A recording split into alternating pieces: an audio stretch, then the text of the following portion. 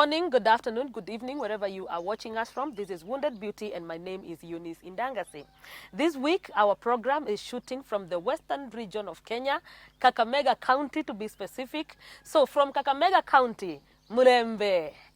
Today, I am joined by Pastor Nicholas Lusesi, who is a pastor of King's Highway Baptist Church, and he is here to share with us his testimony and the journey of his life so that it may encourage you, empower you, and inspire you. Karibu, Pastor Nicholas, to our studio. Thank you, Reverend. Yes, please say hello to the viewers.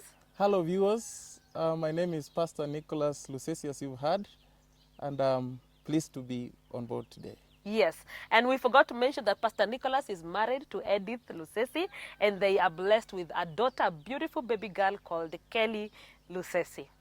So when we are talking about a testimony, I believe that the best testimony is the one that we begin from the beginning of Nicholas Lusesi.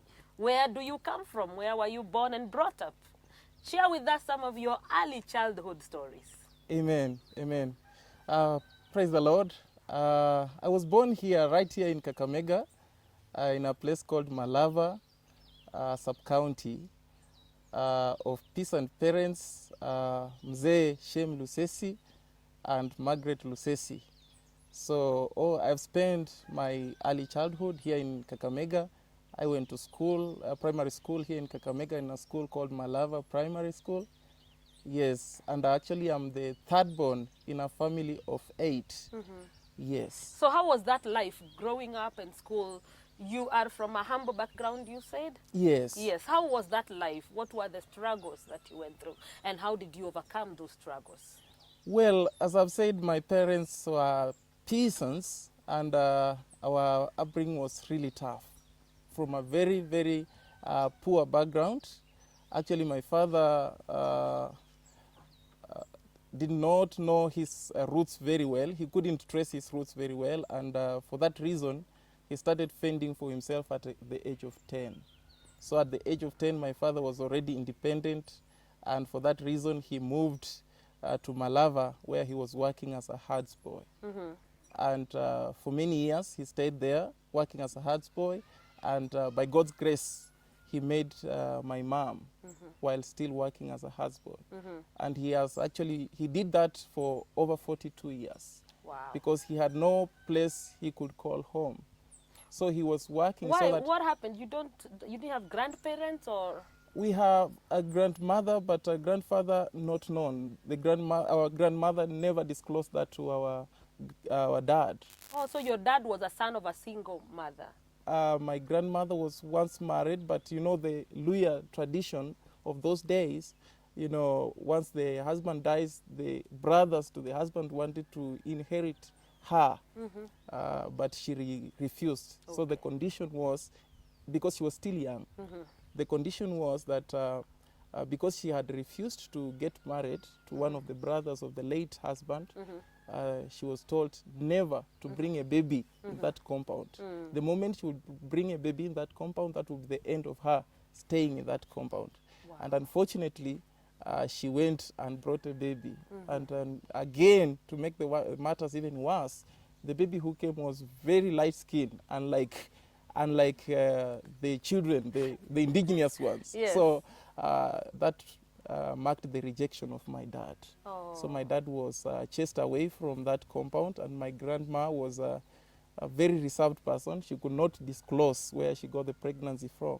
So my dad started fending for himself from a tender age because he had nowhere to go. That's everywhere the age of 10? Yes. Everywhere he went, he was rejected. Oh. So he decided, he never went to anybody's school, but I can assure you that man, he can read, and he has even written some scripts like novels. Wow. He never went to anybody's school, but he's very sharp upstairs. Wow. Yeah. Wow. Yeah, so, that's my dad. That's the kind of background that you grew up in. Is there a particular incident that you remember from those days that when you think about it, you say, oh, we were really badly off? Yeah. You know, like during our childhood, sleeping hungry was a normal thing to us. And because we were many, we were really, my parents were really blessed with children, 8 of us. And finding food was really a problem. As I've told you, my father was a hard boy, and he was actually taking care of somebody's property in Kitale.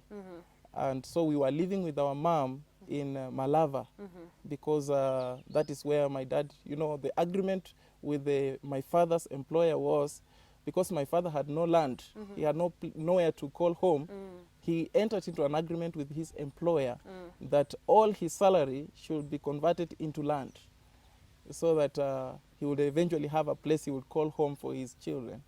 And for that reason, the employer never used to pay him. Every money he would collect, he would say he's taking it to the plot, the parcel of land. And that parcel of land was in Malava. So that is where we were. That's where we called home. So my dad was in Kitale working for no salary. And we were in Malava with our mom. Our mom was working really hard, weeding people's farms to fend for us, and it was not easy because we were many. So I remember there was a time when it was really tough, that the situation was so hard. Like we couldn't get clothing, proper clothing. We were used to wearing rags, but we never have found a problem with that. For me, wearing shoes, I wore shoes when I was joining Form 1. That was the first time I saw something called a shoe, and it was a borrowed one. It was not a new one. Somebody volunteered to give me you a pair of shoe. Yes. So I never knew anything. Actually, we walked barefoot since we were born. And that was our lifestyle. Sleeping hungry was a normal thing to us. And but my mom was a genius. She knew how to make soup with one egg to feed 8 children. She would put a lot of water, some onions in it, and make sure that it can cater for all the 8 of us. So that you would eat with ugali? Yeah, with a small ugali, a small piece of ugali. And life goes on. Yeah, but when situations couldn't allow for us to get enough ugali for all of us, the lucky ones were the younger ones. And then for us, because I was the third born in the family, then I would go hungry. So going hungry was a normal thing. And on many occasions, we used to chew sugarcane. And we didn't have our own. So there is a time we were very down. There were no sugarcane around for us in our farm.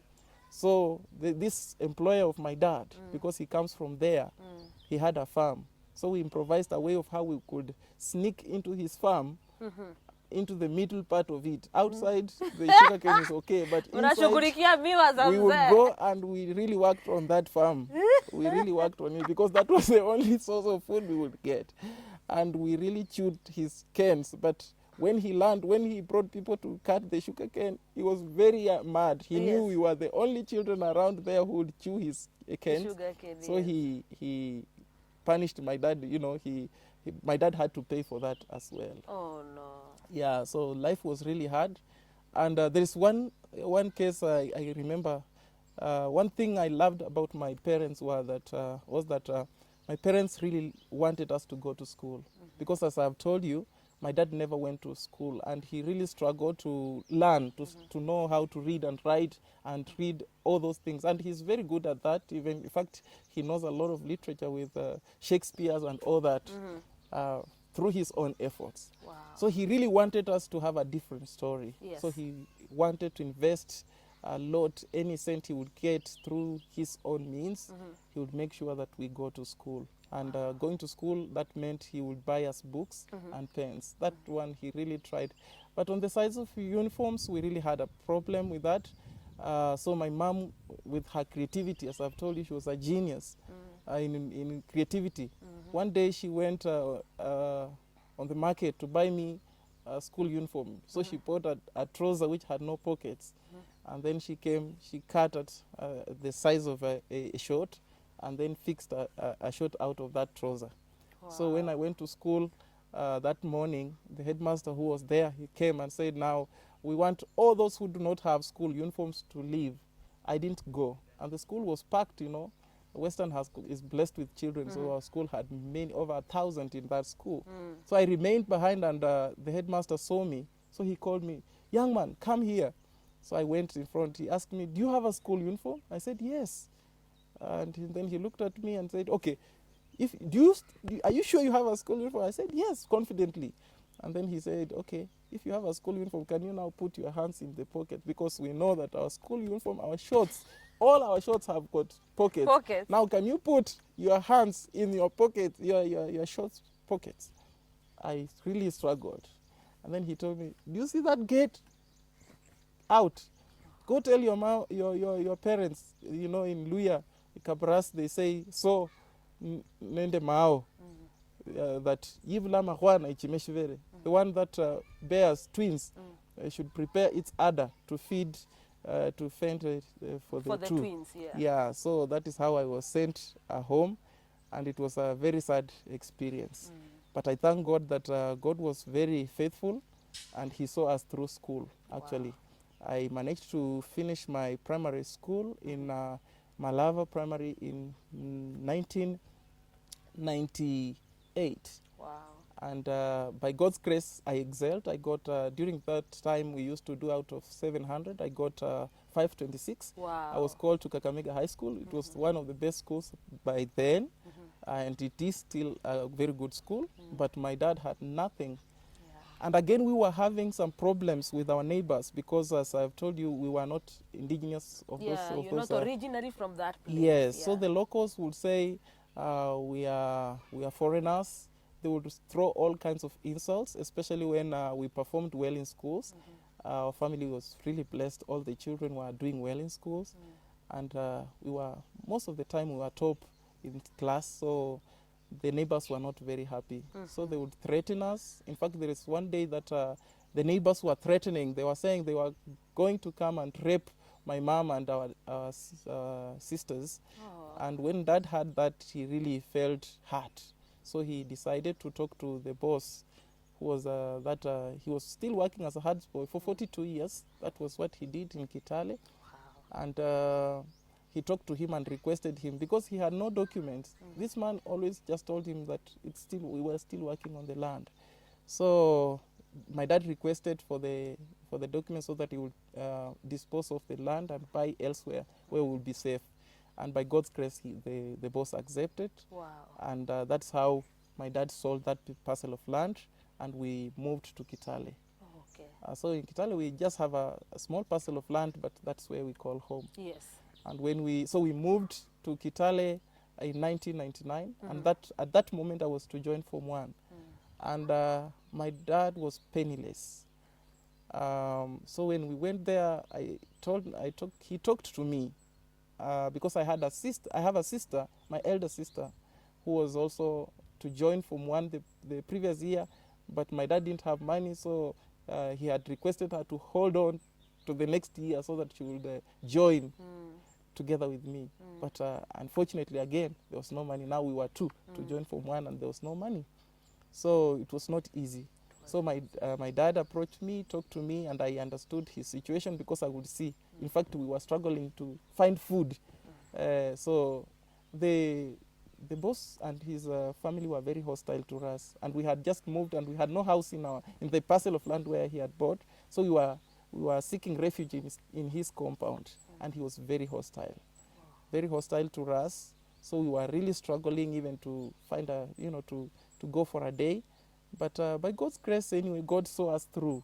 And I was to join Form 1, and because I had performed well in primary, one day my dad took me and he said, let's go around and beg for some food in the villages. And you know that area in Kitale, the place where my dad bought land, the people who bought the lands there, the settlement, are Kikuyus. Okay. Yeah, so my dad had a very good relationship with them. So while we were going to check in one of the compounds to beg for food for that particular day, we met a certain man. I really treasure that man. This man was a PTA chairman of a small school called Statunga Secondary School in Kitale. So we met him, and it was the first time he was seeing my dad with children, because all this time my dad was living there, and they didn't know he had a family. Yes. Because he never used to get an opportunity even to visit us. I even didn't know my dad properly for the 15 years I was in primary. We would see him once, maybe in a year, in a day, and he would be given only hours to come visit and go back. Hey. And it was really tough. So that was the time we were getting to know each other with my dad, and so he loved working with me, and I was very short. This height came later. It's a blessing that God gave me later. Yeah. I was a dwarf. Wow. Yeah. So we were walking, and then we meet this man, and this man was surprised to see my father with a little boy who somehow resembled him. So he said, "Oh, who is this?" And my dad explained, and he was like, "But why is he not in school?" Because at that time, all the Form 1s had already Have joined. already reported, yes. Yes. So my dad explained the case to him, and he said, "Oh, but Kakamega High School is a good school, but I am a PTA chairman of a small school here. If he is willing to join that school, I can talk to the board and the headmaster to see if they Wow. can accept him there." And I said, I'm willing anywhere. What I want is to go be to in school. yes. And he went. The following day he brought the report. And the headmaster was a man from here in Kakamega. May God rest his soul in peace. He passed on. He was killed in Mombasa, I understand, so he was shot. That man was a very kind man. When he heard of my dad's case, he said, let the two come. And the girl, you struggle while she's in school, you will be struggling to at least bring whatever you can get. But for the boy, you leave that boy to us. Wow. Because he performed well, we will know how to go about. If a bursary comes, we'll consider him first, so long as he maintains his performance. And that's how I entered in school. But even entering in school, needs, there are things that we need. Yes, you need have uniform. uniforms, yes. Yes. Yeah. So we had, now it came to the time of getting the uniform. And that is when I told you I got my first shoe when I was joining Form 1. Yes.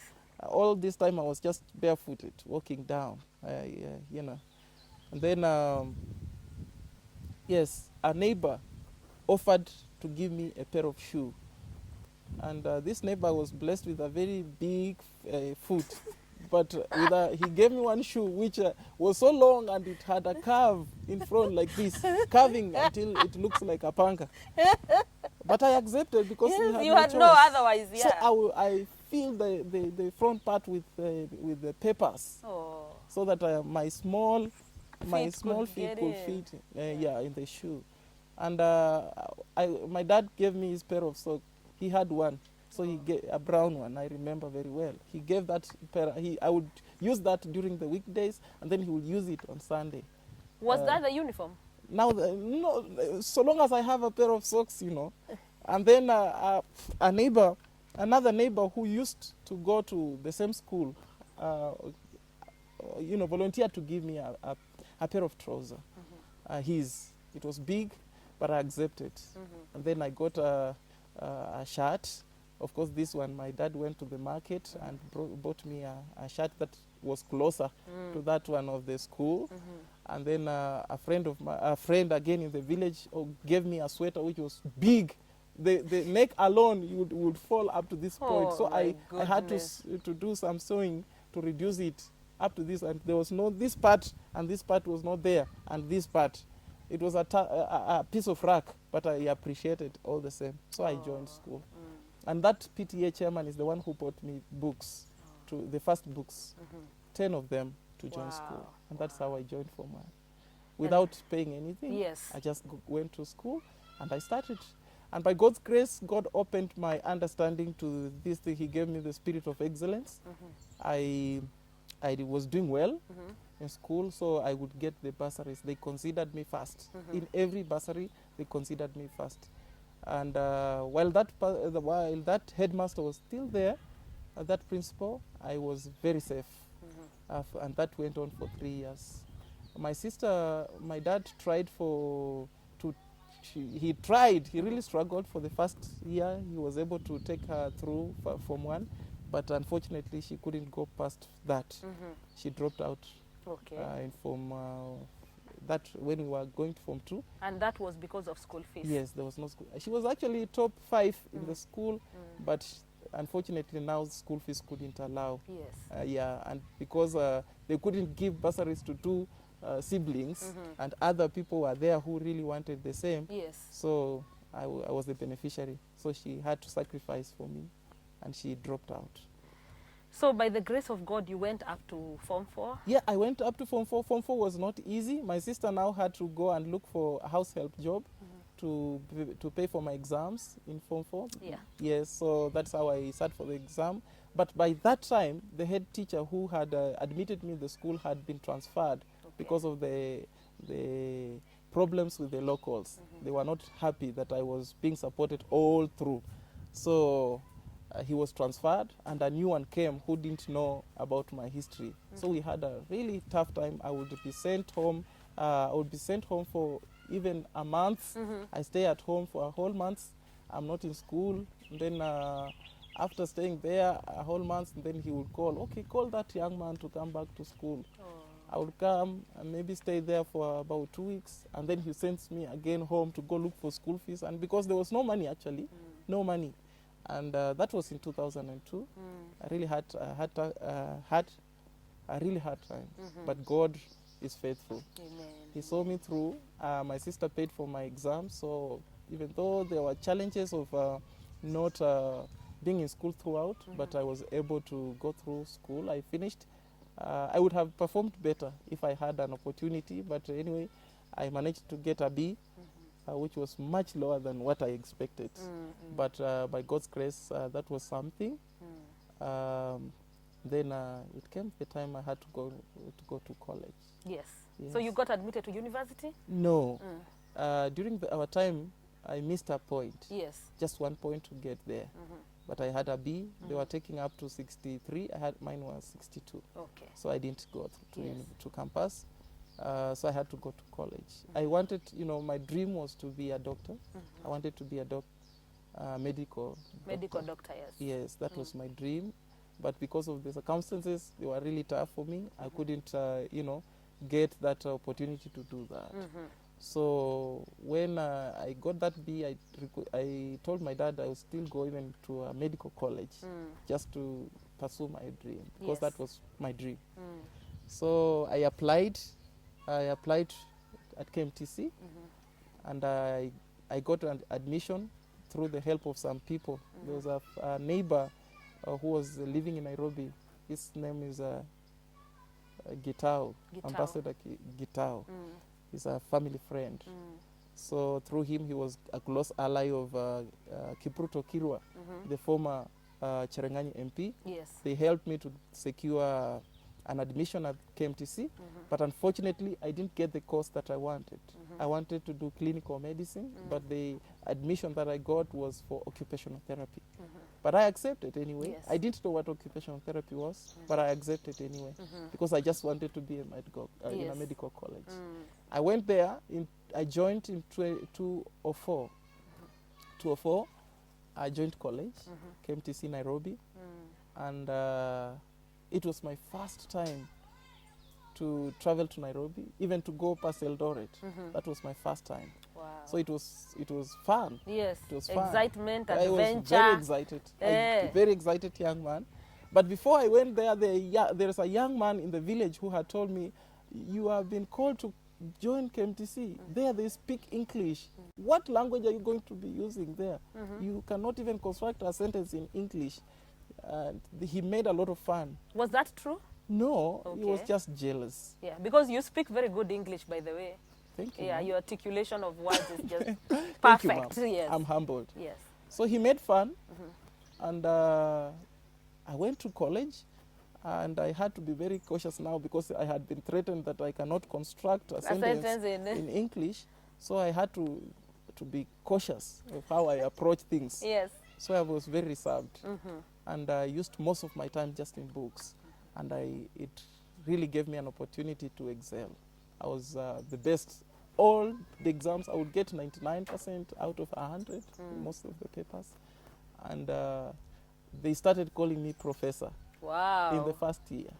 They started calling me professor because I would get people, even in higher levels, coming to ask to consult me Yes. on certain issues, because Yes. I would read widely, and not just in my course, but outside my course. Even those things that I wanted to do, like in clinical medicine, I would still study that even though it was not in my course.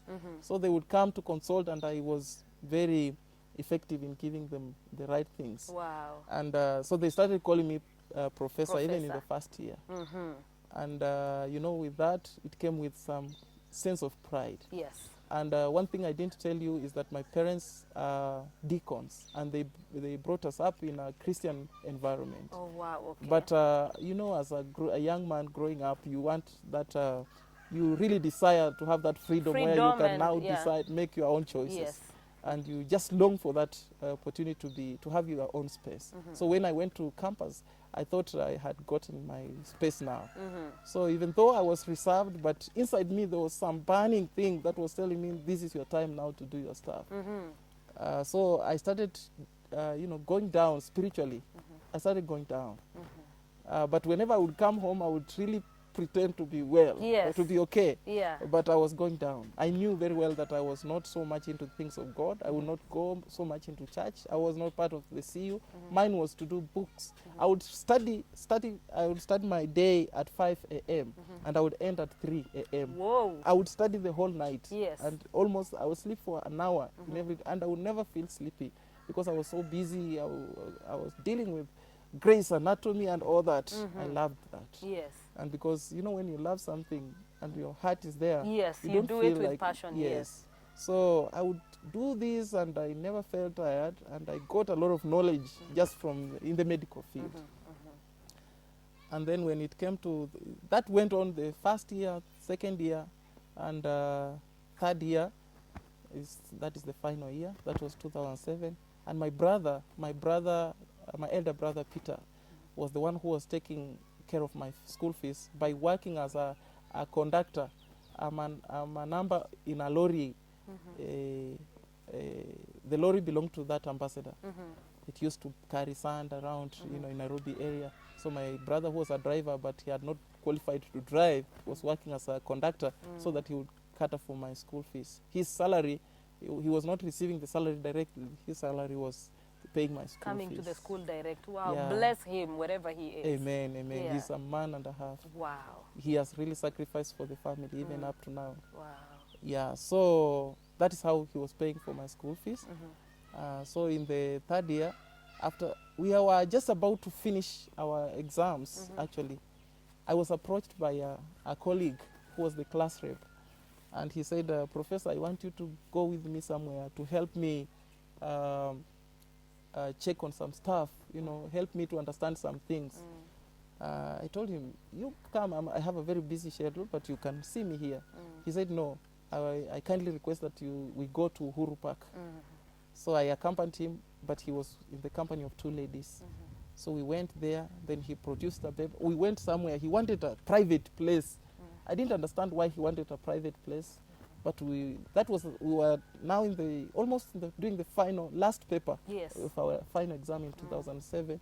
So I went to help them to understand some things. Little did I know that the things that we were going to discuss, he had actually access to the exam. So he wanted me to Whoa. help him to understand The the exam answers. before It came. actually I comes. didn't know. And the funny thing is that he had access to the exam, even the first papers, the one we had done. But this one, the last one, was a tough one. So he needed my input. So he called me and I went. I helped them. Then the following day, when we went to sit for the paper, I was shocked. The that same paper. The same paper that I was helping people to discuss. My friend, It's this the- is Kenya. It is the exam. Well, I quickly did it anyway. And you know, because I was in that position of being called professor, there is this sense of pride. And surely it is true when the Bible says in Proverbs 16:18 that pride comes before destruction and a haughty heart before a fall. It is actually true. I had developed that because of this title of being called Being professor. called professor while you're still a student. Yeah, and I had a lot of respect from my tutors. In fact, they would not come to class before they prepare well, because if they dare mention something that is not what is there, I would tell You them, point no, it out. it's not that way. Yeah, so I really put them on track. So this title really messed me up. It really messed me up because there were people who really didn't like me being called that title. They would call me, yes, But inside them, it didn't really augur well with them. So when they got an opportunity to pin me down, they were very happy to do so. So immediately after we did that paper, one of these girls, the girls we went with to Uhuru Park, went around saying we had that paper. And then the information leaked that there are 2 people here in this college who have the access to the exam prior. And that those 2 people is the class rep and I. And the 2 girls ended up in the mess. And there was another guy who was a friend of this class rep who also in his own way had access to the previous papers. So by so doing, we were summoned after sitting that exam. And I was summoned, I was sent for, I went to the office, I found a board seated, and they said, okay, you guys, you have done the exams, but yours have been cancelled. The exams have been cancelled because you and your team, now me and my team, we had access to that exam. I really felt shocked. It got me off guard. It hit me so hard. Because in our family, I was the one who was privileged to be ahead in terms of education, and there was a lot of hope in me to take the family to another level. So it really hit me hard. I almost died. So I went to that board, they nullified my exam. They told me they have nullified it. And you remember, the person who is paying my exam, my school fees, is just my brother who is really struggling. It really hit me hard. I had a difficult way, expressing that even to the world, to them, breaking the news to them, and even to the family. I really had a hard time. But I thank God that eventually God saw me through that. If I didn't die in 2008, I have a long way to go. You're going to live. I might even hit 100. Amen to Yeah, that. God has been faithful. Yes. Because I was given 1 year suspension. They told me, we have given you 1 year because of your outstanding character in school. We have given you 1 year suspension. But the others were expelled. So I was given, I explained my case to them. They saw sense, but because of the pressure of the people around, they were saying, no, he had a prior knowledge. So he just has to be, because of that title. And I was very proud of myself, in that particular capacity. So it really cost me a lot. And I warn young people, especially young people who are listening, who are viewing, be cautious of the people you interact with. Because there are some people you might be dealing with, and they can really mess your lives. Be very sure of the kind of people you deal with, you interact with, especially in campus, because there is a lot of peer pressure in campuses. So young people have to be very careful, because my interaction, my respect for this guy really messed me up. Yeah. Costed you a whole year. Not 1 year. Listen, ma'am. After I went home for that suspension, I got a lot of counseling from that ambassador friend. And but then he was not an ambassador. He was just a regional director of a certain organization called Care Force. And he had not been appointed. He was appointed later into the ambassadorial office. So he really had a lot of, he counseled me, and my brother is a born-again Christian. He's a pastor in a church in Rongai. He really worked on me really hard. They counseled me, and I kind of got some partial healing. And after that, they had told me when I left campus, they had told me, you will come after a year to sit for the exam. So when I went for the exam, I found a new HOD. And this HOD was a person we were not in terms, when I would correct him all the time. And I'm not even afraid to mention his name. Yes. He was Mr. B, a very arrogant man. When I met this man, I went and found he was the HOD. For this year that I had been away, he had been promoted. Because the former HOD had gotten a bigger job. He had advanced in his levels. He became a doctor. And then he went to KNH to be the HOD in the department in Kenyatta National Hospital. So the HOD now was this Mr. B. And when Mr. B saw me like this, he said, what are you doing here? You are supposed to be out of this college. Come next year. Now I have finished 1 year. He's giving me another year. He gave me another year. Punishment. Yes. He told me, go and come back after 1 year. Who told you you were given 1 year? It was 2 years, not one. So he gave me 2 years. I went home. And I couldn't even explain that to my Hey. brother. I went straight, I had some coins. I went to a chemist and bought some drugs that I thought were very lethal. I came and swallowed all of them. Nothing happened, ma'am. You actually swallowed them. Yes. And it was just Whoa. like I had eaten githeri. Nothing happened. Wow. Nothing. I wanted to die. But God, you know, when the hand of God is with you, you know, it doesn't matter what you try to do. Yes. He knows, He has the plan. That's right. Yeah, I didn't die. I only had some little sweating, and then it was just like I had eaten a lot of food. Then I went to the loo, and everything went out, and I was good. Hey. But I was not satisfied. I said, "No, God, I want to die." To die, yes. So I went again to the chemist. I explained to I went to an aggravate in Ongata Rongai. I was living in Ongata Rongai with my brother then. I went to a chemist, an aggravate. I bought another chemical this time round. I knew this one is now much It's going stronger. to work. And because it was on a Sunday, and I didn't want my brother to know of the things that I was planning. I wanted to die.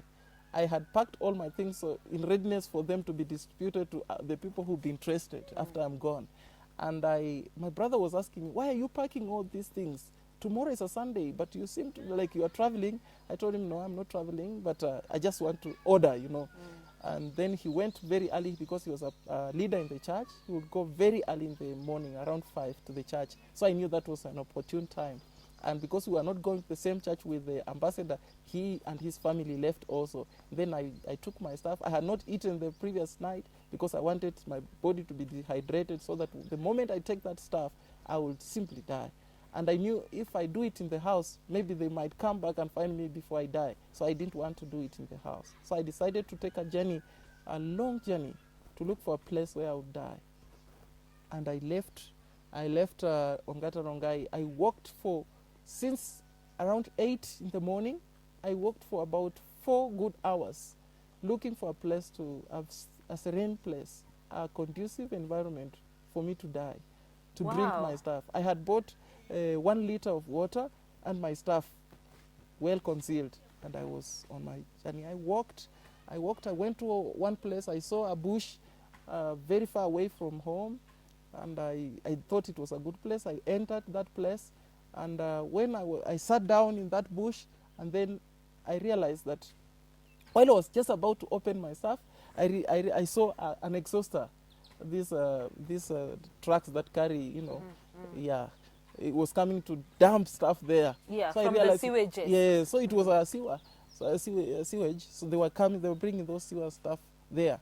So I had to change the venue. I continued with my walk, and I walked again deeper now into the quarries. I went into the quarries, and I identified one old quarry which was abandoned for quite a while because lantanas had covered it. I looked for a way of how I would enter deep in. I went deep, and I found there are some old stones there, and I went and sat there. I looked up and I said, "God, this is my time. I have found the place. I have to go because I can't bear this anymore."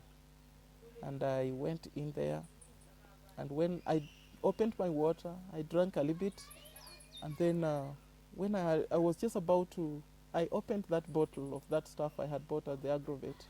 When I was just about to sip, I had somebody calling me by my brother's name, and I had checked There was properly. nobody around there. Yes, I had checked properly before I did that. I had checked. Then I saw somebody. Okay, this guy was wearing like a white suit, and I thought maybe like the Salvation Army guys. He was sitting right, because it was a deep quarry. I was in the floor of the quarry, and he was up there on top of that quarry. He was sitting there in the lantanas, and he's calling me by my brother's name, saying, "Peter," my brother is Peter, "don't take those stones," because my brother was working in the lorries. "Don't take those stones. I can show you better stones." And I knew this person. How did he call me Peter? And I have a brother called Peter, and he knew my brother was working with such stuff. I got scared, and I knew God had identified me even in that quarry. And I decided, Wow. yeah, and I told God, "What? So I told her, I didn't want to look at him because I knew maybe he might identify that it's not Peter, and that would really, he might call my brother, because I didn't even want to know who he was. Now I was hiding my face so that he would not see my face clearly to know who that guy was. So I was hiding and I was talking to him while facing down. I was telling him, oh, I know I will come to look for those stones, but allow me to just relax a little bit, and then I will come, I will call you. Then I knew that there was nowhere I could hide where God could not find me. Wow. So I knew God was, okay, God had a plan over my life. He didn't want me to die. So I thanked God at that moment. I said, God, even in this quarry, very serene and conducive environment for death, where I know even if somebody was to come with a chopper, before they reach me, I'm already dead. But God saved me. And that is when I started knowing that God had a plan over my life. God had a plan. So I decided to dispose that stuff. I drank the water. I was very hungry and thirsty. I had not eaten the previous night, but I drank the water and asked God to give me strength. I was actually crying as I walked back, and that is when I realized how far I had gone. I walked for hours. Actually, I arrived home at around 6 p.m. I found my brother was already home, and he was asking, where have you been? And I didn't tell you, my younger sister called Frida, was very close to me, very close. She was like a daughter to me. So she had just joined campus at Taita Taveta campus, that is JCOT. She was a first year there. I called her. She had a phone. I called her and I said, my sister, bye, goodbye. You will understand. You just understand this. It had to happen that way. She asked me, what will I understand? I can't get you. I told her, you just understand. It just had to happen that way. I was actually giving her my goodbye. Wow. But she didn't understand. God really closed her understanding. She never got it. But God saved me from that death. So when I went back, I cried to the Lord. I asked God, really. I wasn't really in very good relationship with God, because I was a church goer, but not really serious with matters of God. So that is how my life ended up, I went home, I cried to God, and I begged God to give me grace to really go through it. And God gave me grace. The funny thing is that this HOD had given me another extra year. But after that, I received a call from him. He said, we have arranged for special exam for you, so you come. Wow. Yes. And that was in 2009, in around March. So you went back? So I went to see him. He told me, now I've arranged the exams for you, but what you will have to do, you will have to go for practicals again. You will have to go for 2 weeks at KNH, Kenyatta National Hospital. You go for 2 weeks at Mathare Mental Hospital, and you go for 2 weeks at Spinal Cord Injury Hospital in Hurlingham. I said, it's all right, I will do that. So he said, after you do that, we will be able to, you can sit for the exam. I accepted. So that is what I did. And after I finished, indeed, they prepared the exam for me. It was a simple exam for me because I knew in fact, I didn't have to go to study again. I already had the things on my fingertips. I sat for the exams, I did well, and I graduated now in 2009. Wow. 2 years later. Wow, that's a journey, Pastor Yes. Nicholas. Yes. So now then, after school, now you've completed, you've graduated. Expectation is that now you go to work. Yes. You get a job. Yes. Now 2009, my guardian now, the guy who was helping me through my brother now to go to campus, he had gotten that job of being an ambassador to Namibia and Angola. And he had not gone yet, but he was on the line of going. And then he bought a parcel of land in a place called Mihango in Kayole area. So when he bought that parcel of land, he wanted me to go now and take care of that particular parcel of land, because it had a house and there were other construction that were underway. He wanted me to check that out.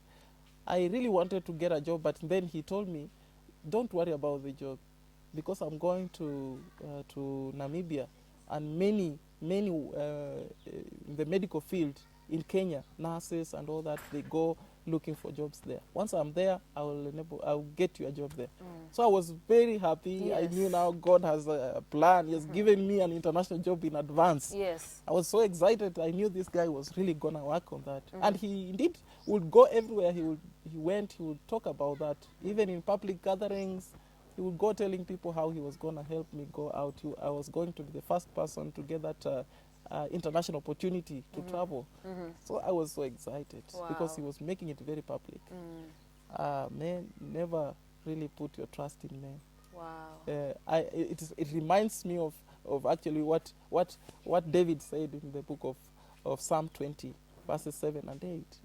Yeah, some trust in chariots, Yeah. some in horses, In horses. but they fall. While they fall, we rise up and stand Yes. because we believe in the name Name of of the Lord. Yes. Yes.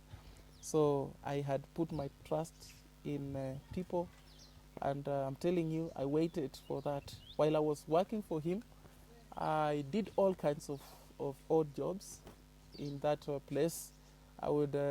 We tried rearing pigs, chicken, these broilers, all in the name of raising air ticket to Namibia. Yes.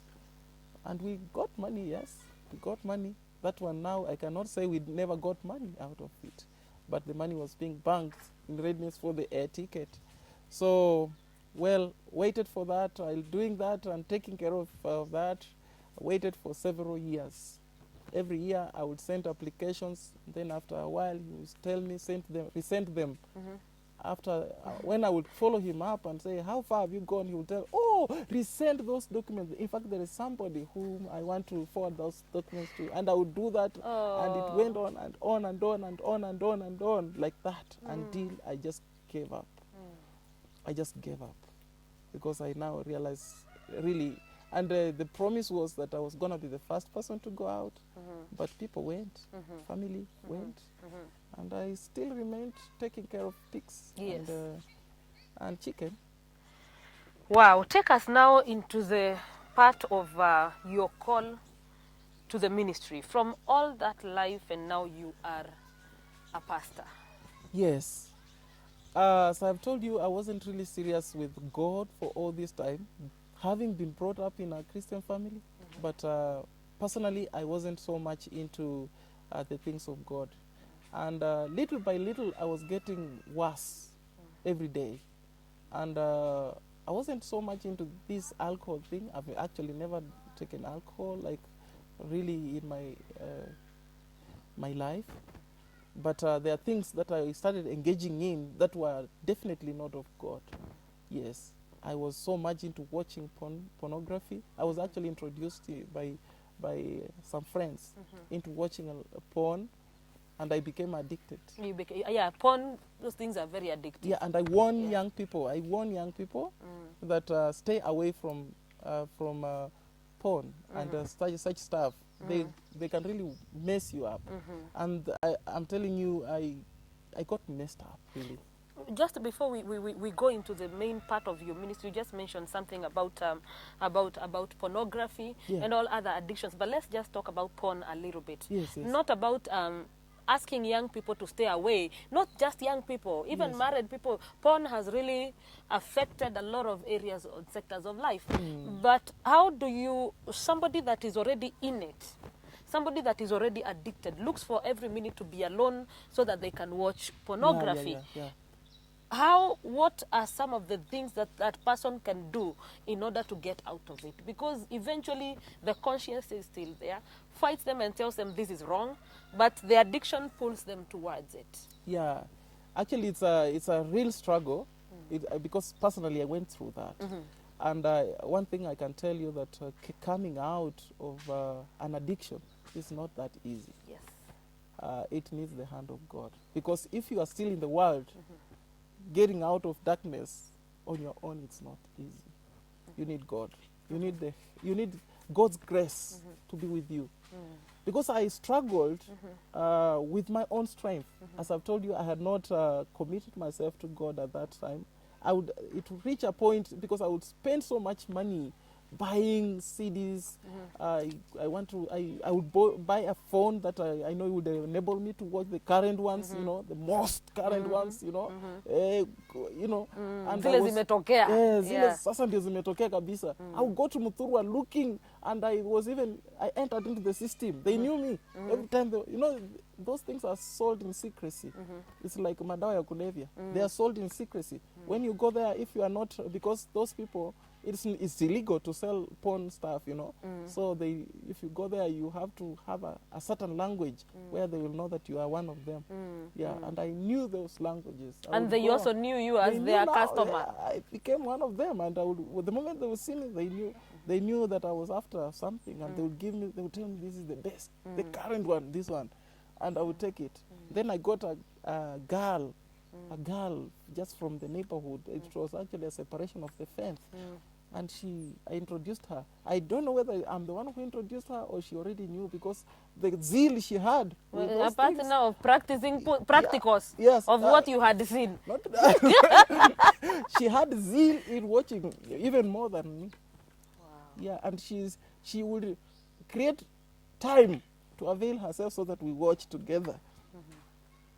It looked like fun at that moment. Yeah. But it really messed my life up. So what I'm saying, viewers, is that it's not easy to get out of an addiction, but you need God. You need to run to God, because with God, everything is possible. There's nothing impossible with God.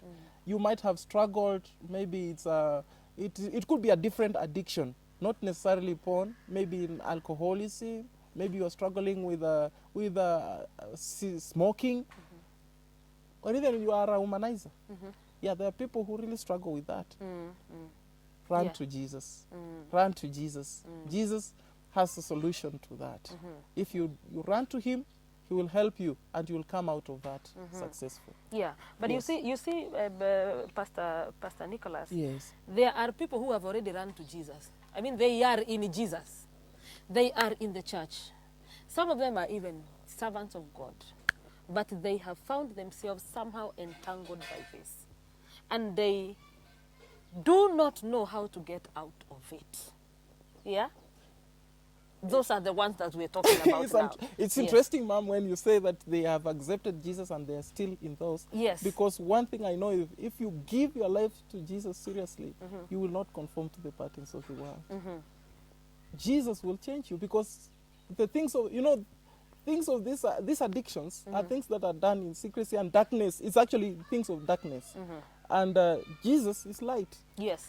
If you really seriously accept Jesus into your life and accept light to be a child of light, these things will flee from you. Yes. Because they cannot stay in light.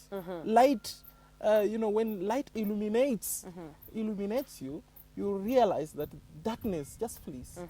You won't even, you will see, people have to, sometimes we say by the way the man of God was preaching recently about people saying by verbal words that they but are in Jesus. Yeah, but the actions are not really matching the words that they're saying. So sometimes you will hear people, even church goers, people going to church, they say they're born again, but their character is speaking otherwise.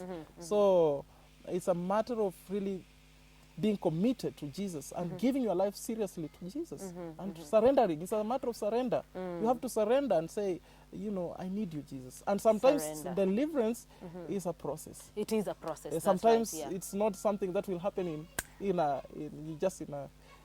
spark of time. Sometimes it might work differently for different people. But for me, I've seen God, I can say that. Amen. So that we don't deviate from the main agenda of this. Yes. And it was important for us to look into that, because it is really an issue that exists. Exactly. And it is an issue that probably would be a topic for another day. Maybe in our other program, The Promise of Hope, or Virtues of Wisdom, to really explore things like that. Sure. But now let us go to the part of the call to ministry. Yes.